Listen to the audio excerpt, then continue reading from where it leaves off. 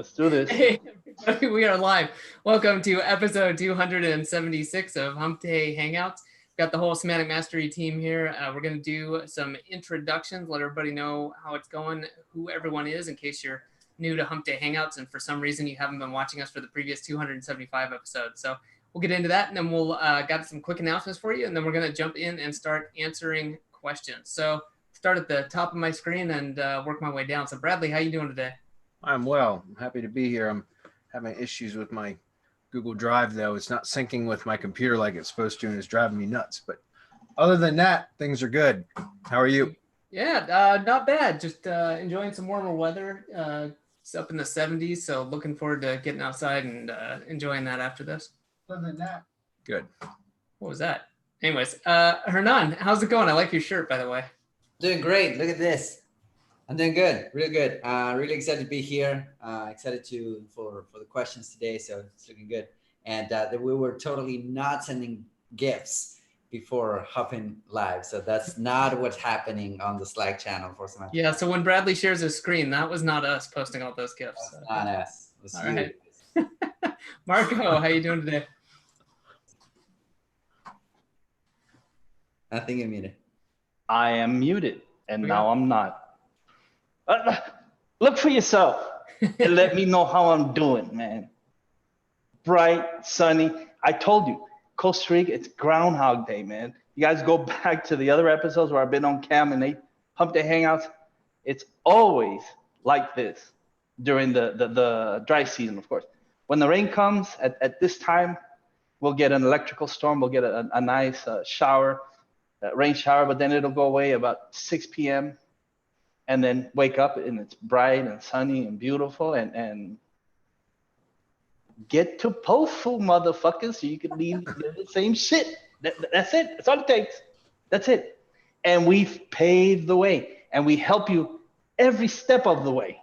I mean, what could be better than that? If you guys aren't doing it, and I said this before, if you're failing, if you're not taking action, don't push it off on us. Because you're the one who has to take that first step and say, okay, let me get going. And that first step will take you to the next one, and the next one will get you to where you're going. But I'm good, man. I'm living the life, man. Outstanding. Well, I got to ask you, you know, and I'm not joking around, do you ever get tired of the same weather? Like, I mean, I know it changes between the seasons, but like, does that ever get to you, or are you just happy with it being nice like that? This is what I want. If I wanted something else, I'd go somewhere else, but why? Like, I've lived in Argentina, right? We went with my wife a couple of times, and I don't want to live the cold again. I don't like it, and so I know what I like. I know what I want. This is what I want. Next step is a beach house. You know, it has to be like on the side of a mountain so we can overlook the ocean. You guys will be getting pictures from there too, yeah, or video. Yeah, that's in the works. So. Very good, very good. All right, and last but not least, Chris, how you doing, man? I'm glad you're hanging in there, that you haven't been quarantined yet. I know things in Europe, some parts of Europe are getting a little scary with the coronavirus. Yeah, like I'm doing good. Let's call it that way. No sore throats or anything. No cold. Yeah, like I'm still alive, kicking. Things are good. Cool. All right. Well, we got a few things we wanted to mention. One of those, we've got a really cool special going on. We had a webinar with Jeffrey Smith on Monday, and that coincided with a great special we have going. We got a Mardi Gras special going right now for SEO Shield, which combines the power of several of the components, not only of our training, but of the done-for-you components that are available at MGYB. I'm going to post the details on the page. If you're watching live, you can definitely still grab that. It's 20% off. You can save a bundle, but that's not all we got going on. I know Marco had an update with some cool stuff that has just come out. So Marco, you mind telling them about that? Yeah, and I mean, this isn't scarcity or anything like that. We don't play that game, right? And we don't play that we'll be raising prices in 30 minutes and there's only this many left. The problem with what we're doing is that Google will eventually catch on and kill it. But we're currently verifying GMBs for those of you who are interested. And not only that, they come with a 30-month guarantee of replacement if something happens, if it gets suspended. After those 30 days, what you can do is buy insurance, which means that if it does get suspended, we'll go and lift the suspension.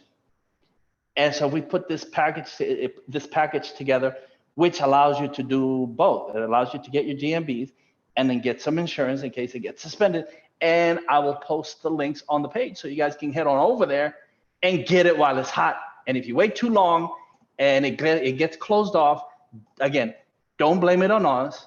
It's you. You didn't take action. We get a ton of those emails. As a matter of fact, don't, because you're the email guy, Adam, and I see them coming through. Yeah. I'm sorry, I missed the special. Can you guys do it? No, we can't. We had the launch. That was the price. Then it goes up because it's worth that much and more, and that's it. So don't come whining later. Oh, look, I missed it. I couldn't. Well, just whatever. Your granny died. You shot your dog. Whatever happened, we don't care. You gotta go get it while it's hot. And I'm gonna go drop the link. Thank you. Awesome. All right, and real quick, I wanted Hernan. You released some training for Double Your Agency. I believe you had that last week. Bradley, I know you just dropped a new update for Double Your Agency, right? Yeah, today was week 6. I just completed the training for week 6. Today was about content, or this week's training is about content marketing. So yeah. Outstanding. So if you're an agency owner or a consultant, if you want to get more clients, if you want to grow your revenue, you want to scale your team, so that you can literally work less and earn more, right? It's kind of a tagline. It sounds like 4-hour work week or something. I mean, you got to do work. Nobody said being an agency owner was no work, but there's ways to do it so that you work less and earn more. And that's what this is about. Okay. I said it before, but I'll say it again. Get more clients, grow your revenue, scale your team. You want to go check this out. Just head over to 2xyouragency.com. I'll put the link on the page as well. And then for those of you who are looking for more repeatable results with SEO, you know, we've updated the battle plan. It's been going for years. We update it yearly, and you can still get it. It's at battleplan.semanticmastery.com. And we've been talking as well about MGYB. You know, if you're just watching us for the first time, if you want done-for-you services like syndication networks, ROAS, drive stacks, link building, press releases, what Marco was just talking about with the GMBs, all sorts of good stuff, head over there. It's mgyb.co. And last but certainly not least, we've been talking about it. I think some emails went out. Being the email guy, I should certainly know when they went out, but it was either last week or the week before, and talking about POFU Live. This year, it's our 3rd year in a row. We're going to be in Boston, Massachusetts. It's the last weekend in September. We're cooking up something fun for the VIP day. And I just wanted to speak on that real quick. If you go and get tickets, we've priced this competitively so that you can get the VIP ticket. That's where we really want people to go. And we want to have a good time. We want to spend the time getting to know you and for everyone else to get to know each other before we dive into the main event. You know, it is about having fun, but also getting to know each other so that when you show up, you get the most value out of it.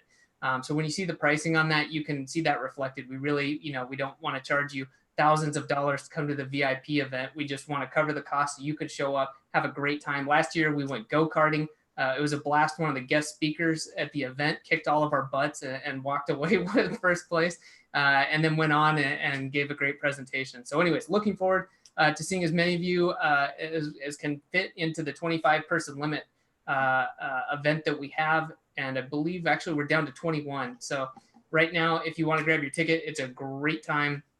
It's the lowest price you're going to see it, and that's in September. So now's a good time to snag it, start planning for it. So what did Dedia name his racing persona? Oh, God. Spammer. What's that? Spammer. Yeah. Yeah, that's right. It showed up on the screen up there. So, yeah, that was Spammer. That's awesome. Forgot about that. Awesome. So we'll have some more information about that. Of course, as we get closer, we're locking in some of the stuff about the VIP event. Exact locations, but it's going to be in Boston. It's going to be the last weekend in September. So now is the time to do that. Other than that, guys, we got anything else we need to cover before we jump into it? Yeah, I'm going to turn off my camera because too much sun isn't good for you. It's not good for us, you mean? It's not good for you guys. So yeah, too much sun for us is not good. Yeah.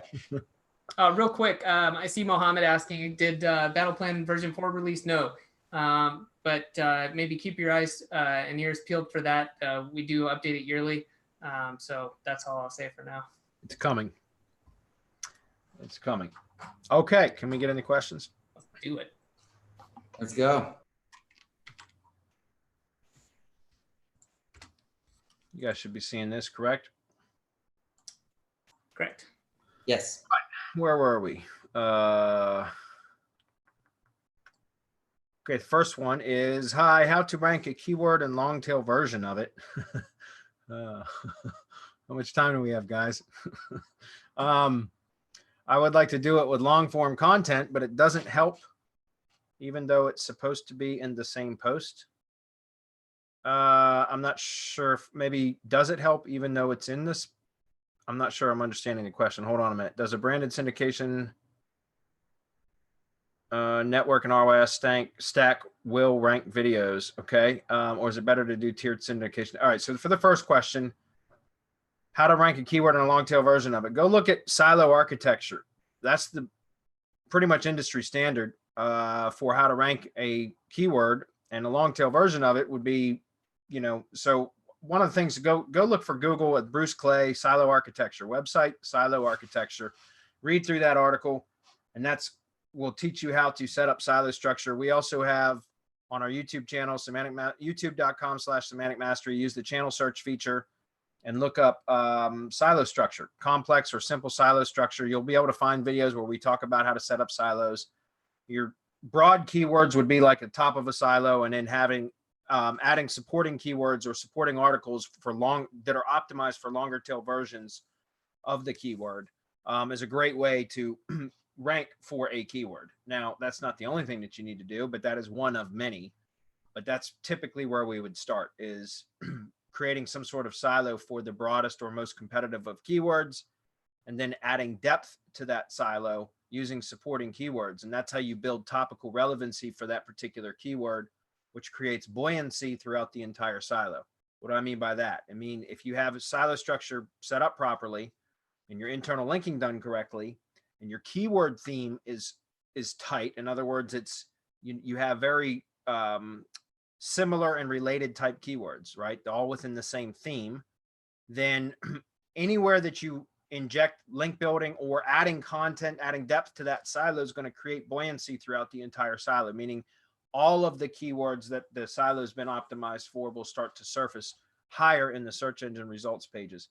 Now that's in theory how it's all supposed to work, but there's also off-page issues and everything else. So that's a loaded question. There's way too much to cover in a Hump Day Hangout on how to rank a keyword. It's way too broad, but that's where I would start, is develop a content strategy for how you're going to attack that particular keyword. Does anybody want to comment on that before I go to part two? Yeah, the SEO Shield, right? If he wants to really push, I mean, once he has his siloing together and the on-page is tight, you push with the SEO Shield, and that's going to start pushing even more ranking power into all of the silos that he's working with. Then he starts the isolation process. We have everything covered. I mean, we've done it all for free.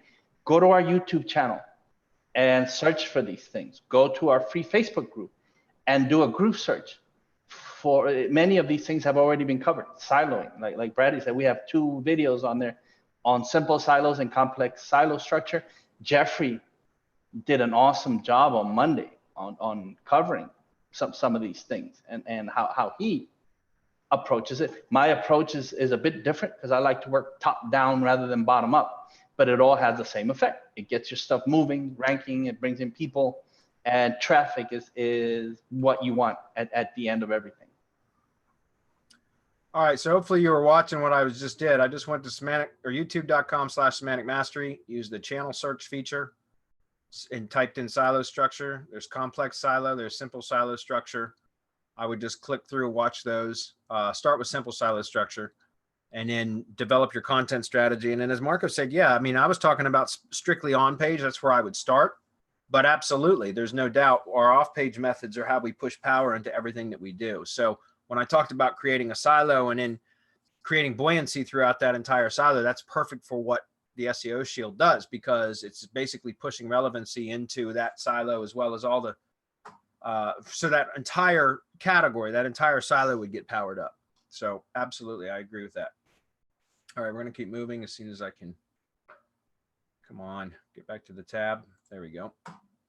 All right. Next question was, does a branded syndication network without second tier and RYS stack, will it rank videos? Yes, it will. I mean, that's, again, it's one of many things that can be done, but that is certainly something that can help. A branded syndication network with YouTube, though, I would recommend multiple syndication networks. So tiered syndication networks is great. You can also add additional tier 1 syndication networks, not branded, persona-based or topically like themed, but not branded, right? So there's you can add as many syndication networks to a YouTube channel as you want. There are no footprint issues as long as you keep the applets the way that we set them up. There's no footprint issues whatsoever. So you can stack as many as you want. I always prefer for YouTube SEO to always have 2-tier networks built that I attach to the channel.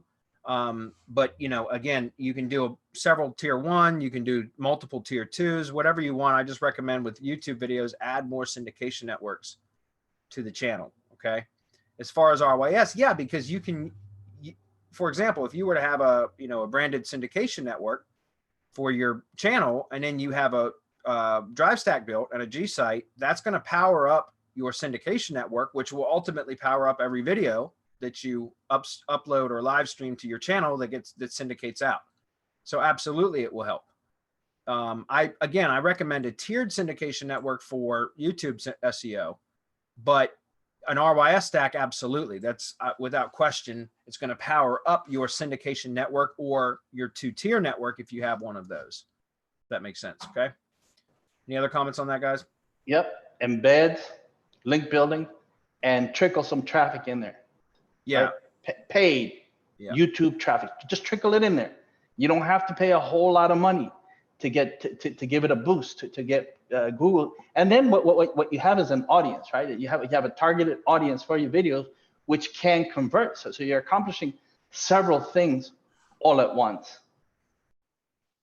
Yeah, I mean, I didn't mention the traffic side of it, but there's no question that I don't do YouTube SEO without buying relevant traffic directly from Google Ads for the video. I mean, I don't do SEO for YouTube videos anymore without traffic. And in fact, the only thing I do to SEO YouTube videos anymore is just upload them or live stream them to a channel that's connected to syndication networks.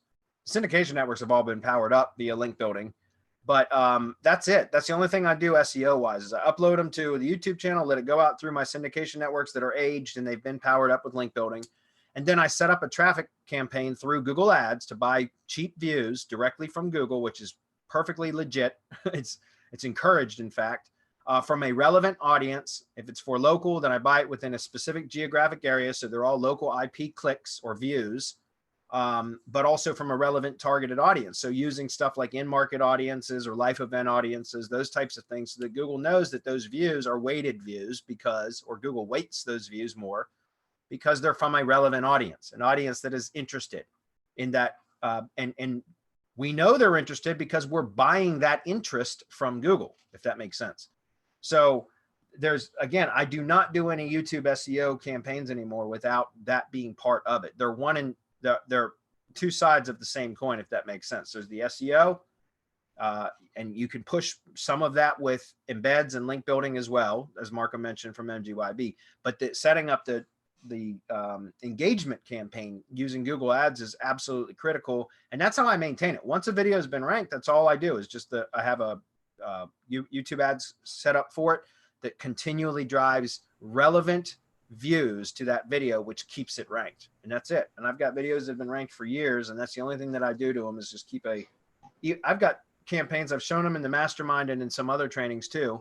I've got campaigns that I literally run on 40 cents a day in YouTube ads. That's $12 a month in ad spend, and it keeps those videos ranked because of the relevant traffic, if that makes sense. So it's a very, very powerful way to boost any SEO effort is to buy relevant traffic.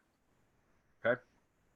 Next question is from Dustin. He says, hey, all great shows always. I wanted to ask if you heard of Magic PR. I've heard good things in Facebook groups and some of the Skype groups. I just wanted to hear your opinion of their service and if you have used them. I have not, but I know that Marco had, I know the guy Maj or MAG is his name. I know the guy that I've chatted with the guy that runs it. I know Marco's had some communication with him too, but I've actually never tested it. Marco, do you remember talking with Maj? Yeah, I've been meaning to get back to him because I've been wanting to run a test with his press release service and with some of the GMBs that I have to see how it works, right? Because he says that he can get a local push or a greater. So I really want to test it out. I can't say what it does other than what Maj and the people that he's around, what they have to say. And I have heard really good things about it. Having said that, our press release service, the one that we use, Press Advantage, works really, really well.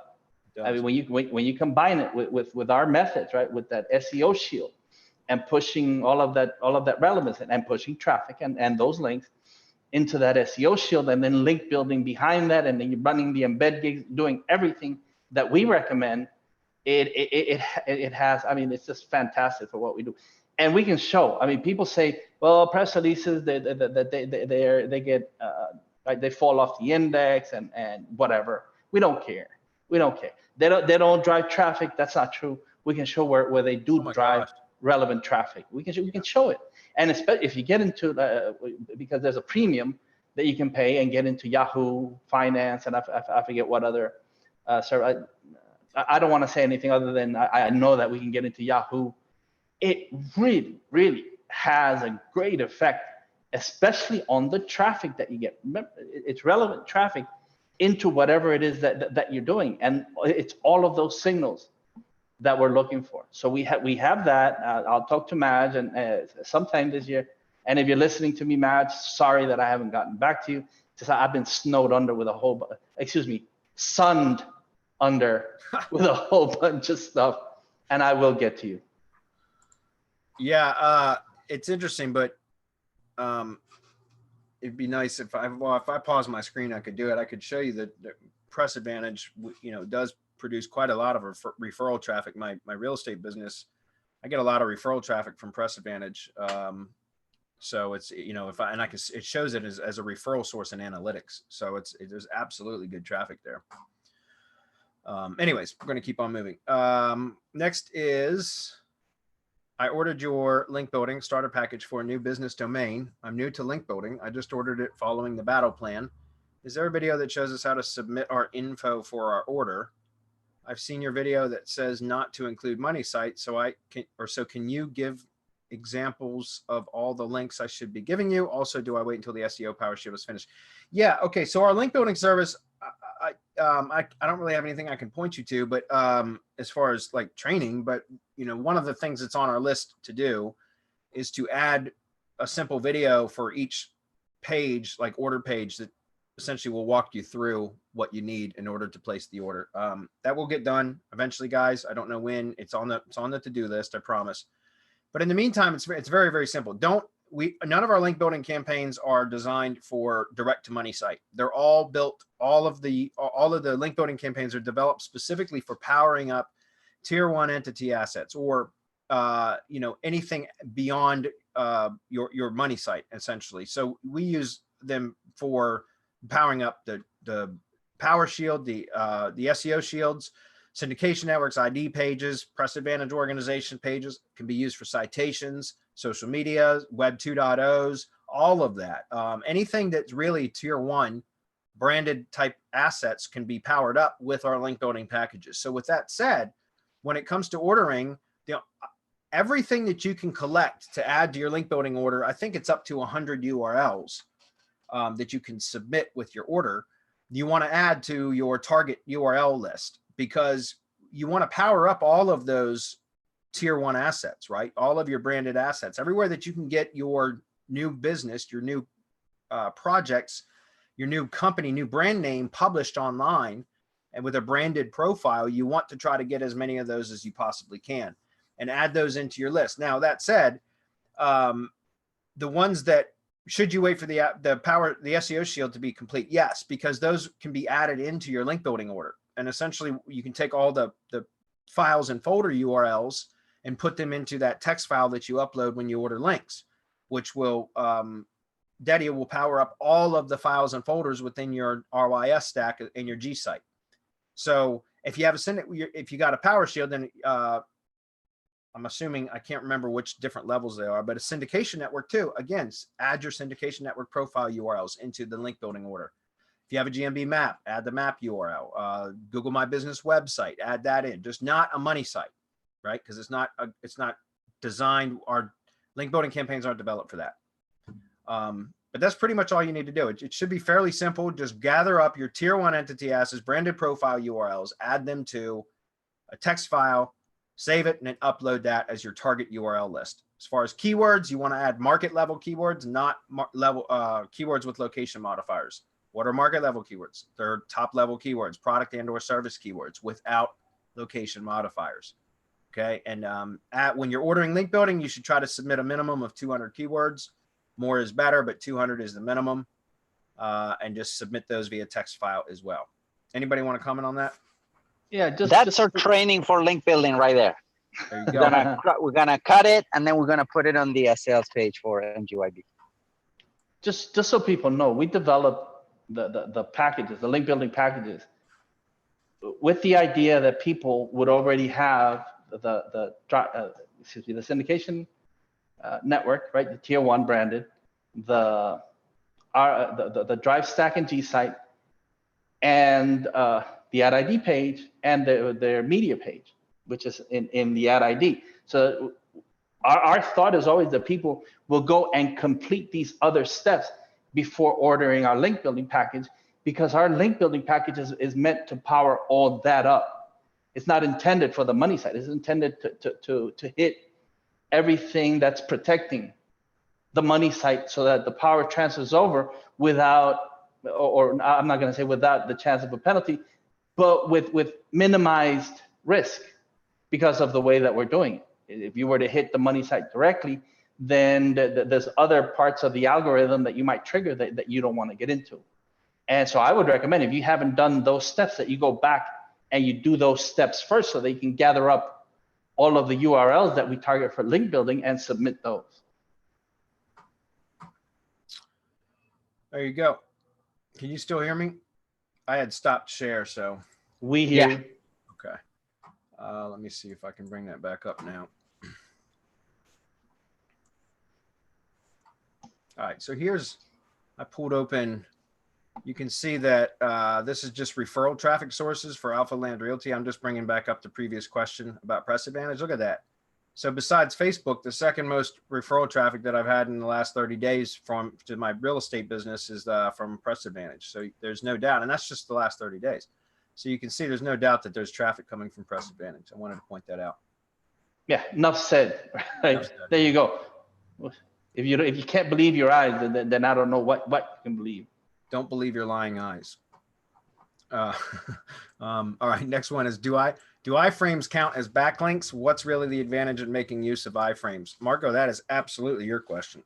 Yeah, it is. But I mean, it took 2 days for me to, or 2 webinars for me to cover iframes and entities during the charity webinars. So what I'm going to do is I'm going to post the charity webinar page, and I'm not, there's no minimum to order. There's no max. I always say your heart will tell you whether to donate, and your wallet will tell you how much. So I'm going to drop the URL so that you can go and donate, and then you're going to get access to not only this year's webinars or the past webinar series, but the one before that. So there's like 10 videos that talk all about the entity and how to power it up. It talks about RYS Academy. It talks about iframes and what iframes are, what they do, and why they're so different from everything else. So I'll just leave it at that, because it's too much to cover in what do we have left? 31 minutes. I'll probably take it all up. So there you go. All right, Mohammed's got a couple questions. What's up, buddy? He says, hey guys, my car dealer client has been encouraging me to make use of his staff to help me rank him. That's awesome. It's rare that you get real help from the staff from businesses. I find it really difficult to get people to cooperate with me. Anyways, he says, I took him up on his offer and got the staff to regularly send geotagged phone images for GMB posts, and even have them uploading showroom pictures to GMB directly through the app. I make sure they send me responses to reviews. They get 2. My question is, what else can I have them do to help me rank, whether in GMB or elsewhere? I usually have trouble getting this kind of cooperation, so I want to make the most of it. Yeah, I mean, I don't know what else you could get them to do, because that seems like they're doing a lot already, as far as like, you know, more than most of my clients are willing to do, which is great. So yeah, if you can get them to upload images directly to GMB through the GMB map on their, or excuse me, GMB app on their phone, that's great. So that's uploading photos that are geotagged. Something else they can do is actually create posts from the GMB app, if that's something that they're, you know, willing to do, or if you're even comfortable with them doing it. And the reason I say, I don't think it's any issue whatsoever, but if you were to have them actually create posts too, a lot of them probably won't want to do that, because that would require them to add some text, call to action, all that kind of stuff. So it's likely that they're probably going to give you resistance and just want to upload photos, which is fine. So the alternative would be also to have those images, that the photos that they take, also shared, added to a shared Google Photos album. That's how my team does it.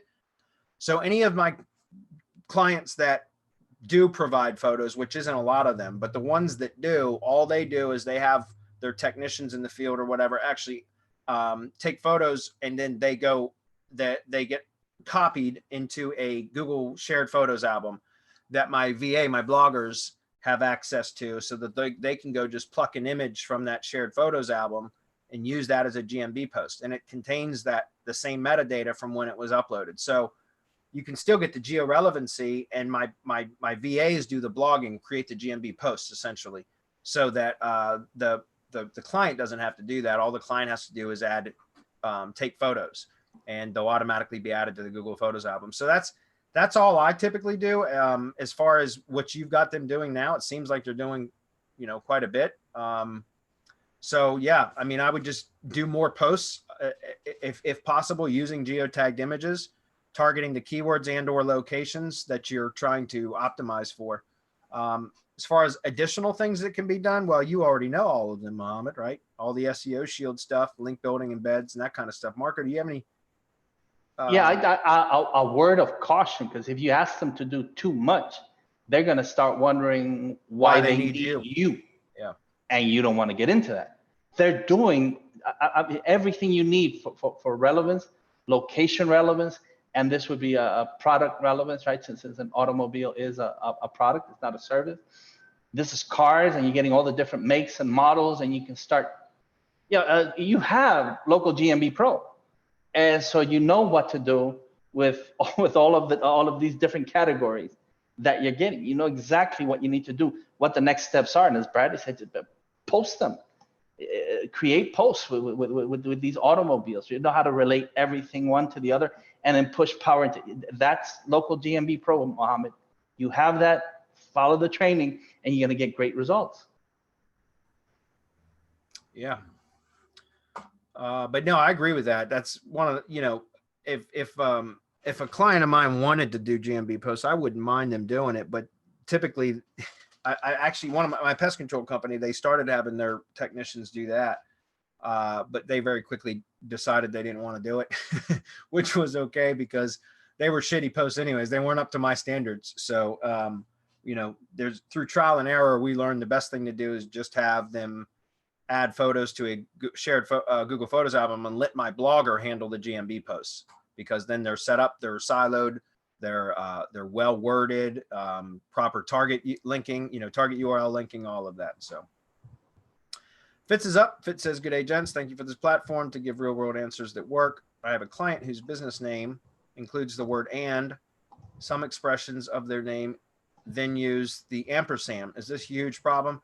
Well, it's not as big of a problem as some of the other discrepancies I've seen, but it is still an issue. It can create NAP issues. I've got several clients that have done that in the past as well, where they'll have ampersand in some of their brand names, and others, and it will be and A and D. As all, you know, is it a huge problem? Is it causing a huge problem? That would be the question I have for you, Fitz. If it's not really creating much of an issue, I wouldn't worry about it. If you are having a hard time, you know, getting your desired result for a particular maps pack ranking, for example, let's just use that as an example, then yes, that would be something I would address, would be cleanup, citation cleanup. So I would either, whatever it is in the GMB, I would leave it that way if that's the correct format. How is their name legally registered? That's how I would have it, right? Does that make sense? So in other words, however their incorporate their corporation or LLC or whatever it is, that however it's registered with their state is how I would list it in the GMB. And then any discrepancies out there, I would have edited, cleaned up, corrected to be the proper format. But that, again, I wouldn't tell you to just do that just because. If you're getting the results that you want anyways, just leave it, is what I'm saying. Don't do it just because it could create a problem in the future. If it's not creating a problem now, I wouldn't worry about it. But if you need that, if it's one of, if you're having trouble getting the desired result that you want, that is absolutely one thing that I would address, citation cleanup. And depending on how many there are out there, if it's a lot, then I would recommend paying Loganix to do it, because they have a really, really good, successful citation cleanup service. If you go to semanticmastery.com, Loganix, it's Loganix, you can see their citation cleanup service. There are other services out there that are less expensive, but I found their success rate isn't as great or as high as Loganix's. And so even though Loganix is expensive, whenever I have a new project that has a bunch of NAP errors on the web, that's who I use, because they get the vast majority of them over the course of I think it's an 8 or a 10 week process. So anybody want to comment on that? Yeah, you probably know this already, but Pearl Trees has a problem with the ampersand, right? And pulling in the embeds or the iframes. It has a really big problem with the ampersand. And there's other times when it can cause an issue with some embeds and some of the websites. So it's just that ampersand. So I prefer the and, although ampersand in a business name is the recommended way to go. Yeah. So go figure, right? I don't know, it's code.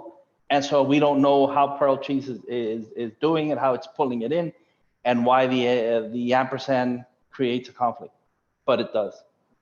So it's not an NAP issue, but if he had it and he submitted it to us for us to go and create the ad ID, or if he were to submit it to Dedia for an embed run, there might be issues. Yeah. Okay, Mohammed's up again. He says, hey guys, I'm using Knowem to build social accounts for clients. Knowem has tons of sites covering a wide swath of the internet. Is there any risk in getting all accounts for a particular client, even if a particular website isn't necessarily related to that client's industry? I wouldn't put a cinema on Angie's list, for example. Am I mixing up citations with social accounts? Yes and no. I mean, remember, a lot of the times it's just having a profile on these web platforms. It's not necessarily something that you're going to be pasting or publishing content to. So even if it's not really relevant, it's about having an additional presence and it's another publishing point for your NAP. I don't think it's harmful. I don't know how helpful it is. Maybe Marco would have a better answer to even have a profile on kind of an unrelated site. But the way I look at it is, if you're just setting up a presence there, then I don't see there being any harm in having, for example, I'm trying to think of, there's some of these art sites out there, right? They're like Web 2.0 blog platforms for people that are artsy, that have art projects and stuff. Yet I've used them quite a bit for another semantic hub or social hub, right? As a way to kind of just build another presence, and you can interlink sometimes to some of the other social media profiles and that kind of stuff. And even though none of the projects I work on have anything to do with art, it's still just another profile point. So I don't think it causes any problems. I don't know how beneficial they are, but I know that having the NAP published in more locations typically helps. Marco, any comments on that? I look at it from a standpoint of protecting the brand. Right? So it's totally acceptable, and I think very natural for you and I'm referring to the client, right? Of course, for you to protect the brand and to go to these websites and lock in that profile. you just have to put the basic information in. You don't have to go too far out. Get that NAP in there, and that's what you need, so that if Google comes crawling in there and it sees it, it's going to know. I mean, it's just more places for your entity to exist, more places for Google to pull in entity information, and all things being equal, they never are on the web. We understand that, but all things being equal, when two entities are being compared against what's in Google's database, in the relational database, the one that has the best entity as far as things go right now, that's the winner. And if you've taken care of that, and if you've gone and locked in all of these profiles, and you're showing it as part of the entire brand, I see absolutely no problem with that. Yeah, I mean, like I said, I've never been concerned with it being an issue. We just build them out as we go. So, and all right. So moving on, the next one was, what is the best way to make a drive stack for a translated website? Do we make a syndication network for each language? I can't even answer that, because I just don't do anything outside of the U.S. English-based U.S. projects. But any advice there? I know Hernan and Marco both have done a lot of foreign language stuff over the years. Yeah, I mean, we don't generally do it in another language, although we have. It's not something that we want to do, because we want our builders to focus on whatever it is that they're doing. It requires a whole lot of information. We did one for Gurgly, by the way, in I think it was Hungarian. And so we can do it, but you have to supply all of the information, all of the content, the images, and everything that you want in it. You can write to support@mgyb.co and say that you're looking to do a drive stack in a different language. As far as, do you make a syndication network for each language?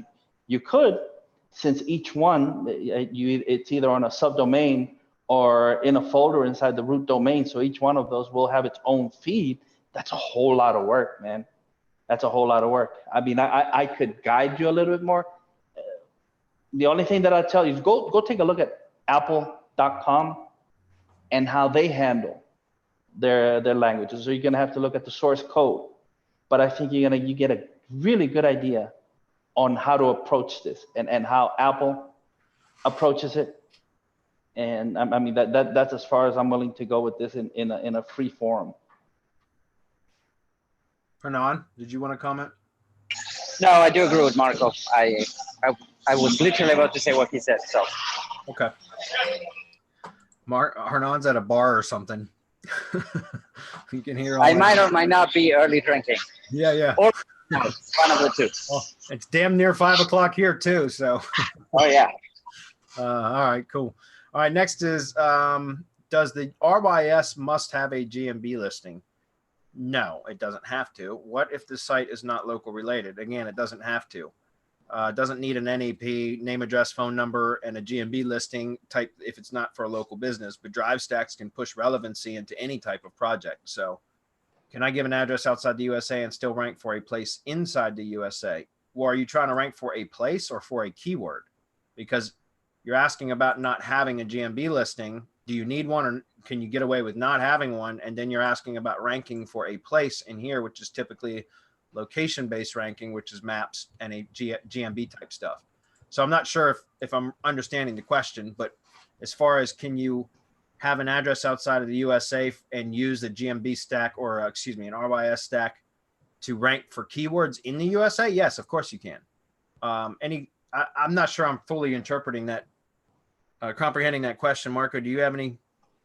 No, man, because I need to know whether it's local, in which case you need a GMB to local, yes. Rank local. Well, you don't. You can rank in organic, right? You can still do an organic push, but if it's triggering a map pack, then you're gonna need a GMB listing to go in there with the rest of the maps and try to hit that top 3.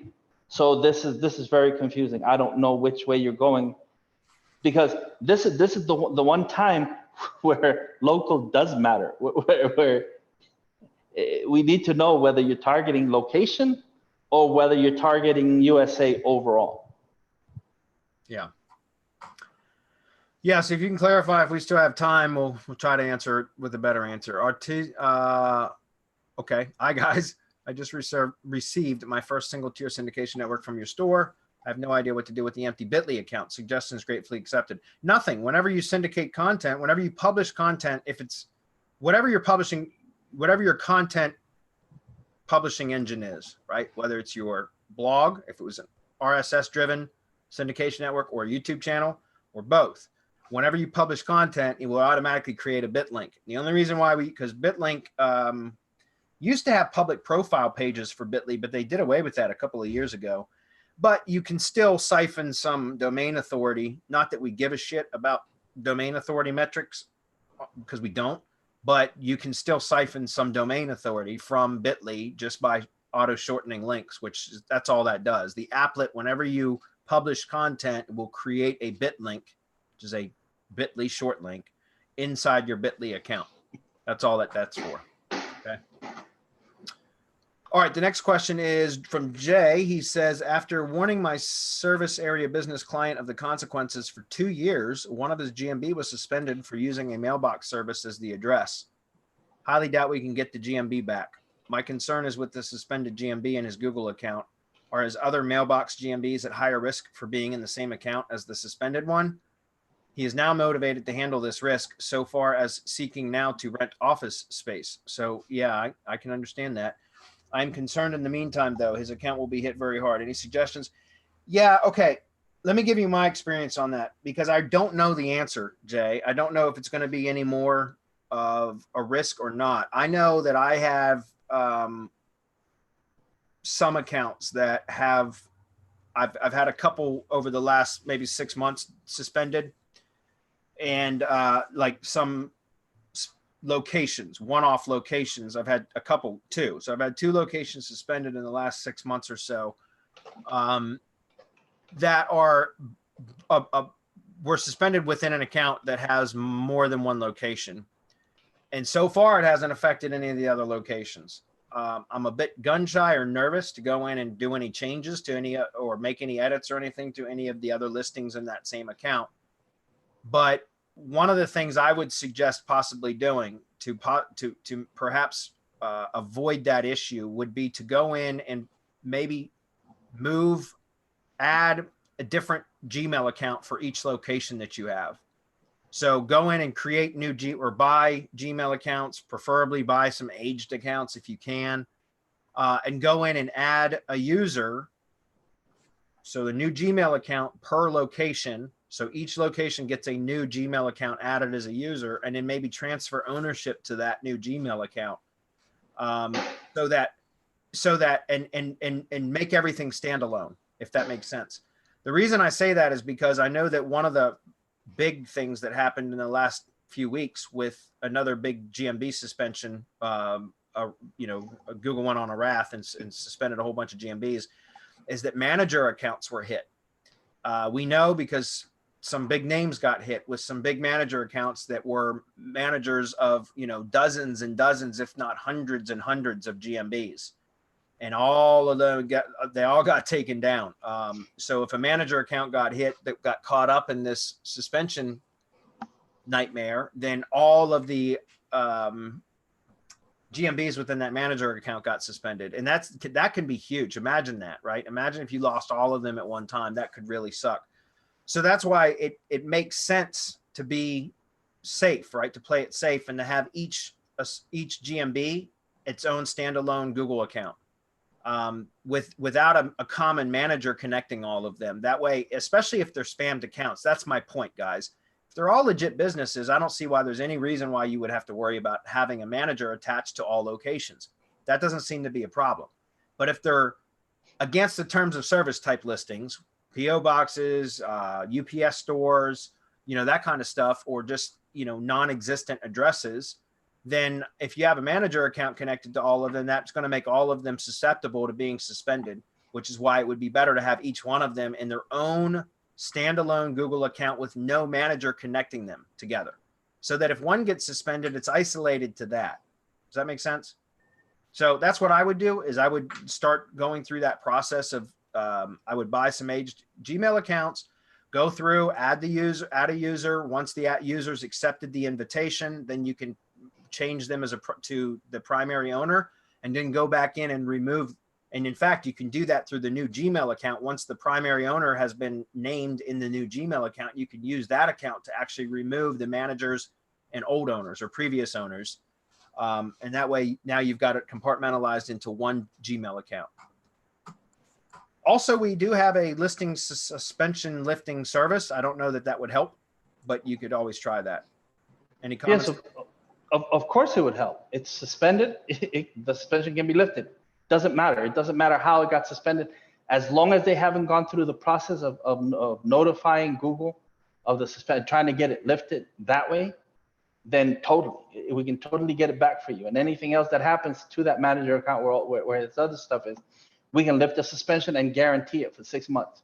Wow. So that if anything happens to it during that time, say it gets suspended again for whatever reason, as long as you don't notify anybody of the suspension, we go in there and lift the suspension again. So it's peace of mind for 6 months until you find an alternative. That's why this service was developed along with the GMB verification, because we know what's going on. And by the way, I have a bunch of stuff in manager accounts, but I kept myself, like, I didn't have hundreds in one manager account. I spoke here how I was doing it. I was dividing it up, and I was never putting let's say 150 plumber GMBs in one account. That's a tell. That's a tell. I wanted it to look like an agency managing several accounts across different niches, and so far so good. And I'm gonna knock on wood. Yeah. Mohammed, yeah, the next battle plan, we're working on that. It's coming out soon. We can't give you time yet. All right, so it looks like he clarified some of the questions about the drive stack with the location. She said, ask for just in case that you need an address. No, you don't need one. If it's not a local project, then no, you don't need an address at all. Just your top level keyword, the brand name. That's how you start to build that association. And then, add your keyword list and your primary target URL that you want to push relevancy to, which would be your website. You don't need an address then. Okay. If time left, splitting a keyword with multiple words is a chain of anchors, as each anchor text is one of the words. Sorry, I got a little bit of a headache from that question. Does splitting a keyword with multiple words as a chain of anchors, as each anchor text is one of the words, will add SEO values? Is it just for hiding backlink voting? I don't understand the question. I'm sorry. That's an interesting one. Is he saying like taking something like best tree service company and making one anchor text best, one tree, one service, one company, or? Yep. Oh no, or is this for hiding backlink building? I don't know why you would do that at all, period, honestly. Yeah, I mean, I understand what you're saying now, because Adam did a good job of explaining what it is that you're asking. I can't imagine why you would do that, especially if it's all going to the same link. And in fact, that actually devalues the link, doesn't it, Marco, when you have multiple links to the same target URL from the same page? Yeah, it does. So no, I don't know why you would even do that.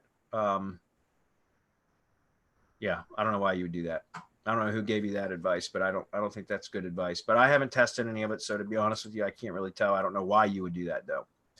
So the last part is, he says Vazkez, I'm assuming he's talking about Hernan, mentioned in one of the videos something about tunneling.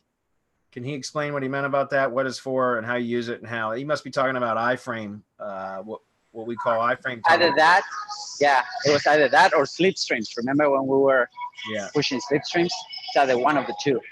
So yeah, that might be it. He's getting the Latinos confused. We all look alike. Yeah, man. Come on now. Get your Latinos right.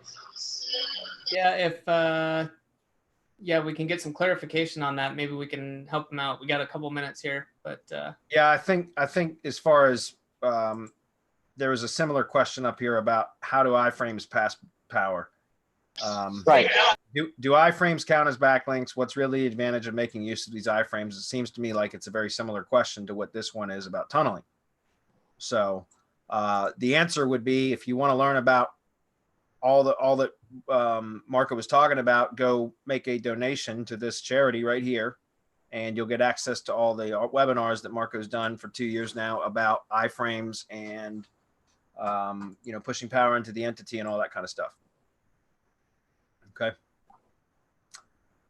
Lastly, Mohammed says, hey guys, if there's still time, would it be weird to use the MGYB link shortener for clients' use? I guess I'm thinking it would be odd to have MGYB.co around their properties, but I want to use it. Yeah, okay, that's huge. And I should have had a note.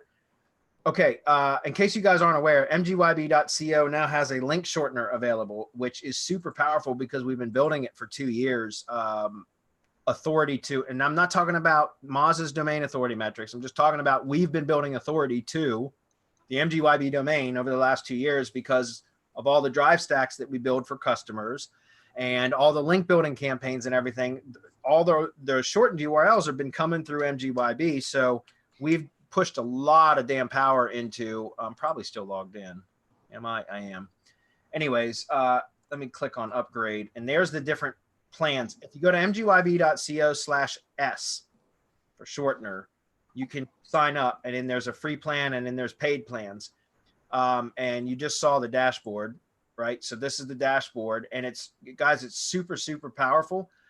I get what you're saying though, Mohammed, because I just actually did content marketing training for the 2X Your Agency today. I just finished it today. And I was talking about that because one of the things that I do, or my team does for my clients, is we silo GMB posts, right?